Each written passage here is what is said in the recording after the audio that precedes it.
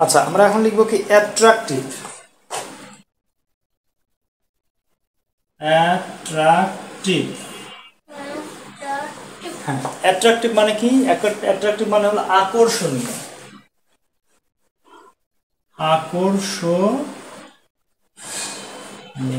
আকর্ষণীয়, অ্যাট্রাকটিভ, আকর্ষণীয়। আচ্ছা, এটার সিনোনিম আমরা কি লিখতে পারি? সিডাকটিভ। সিডাকটিভ। এরপরে কি লিখবো? ইন্টাইসিং। ইন্টাইসিং। আচ্ছা, এরপরে আমরা লিখতে পারি টেম্পটিং। টেম্পটিং।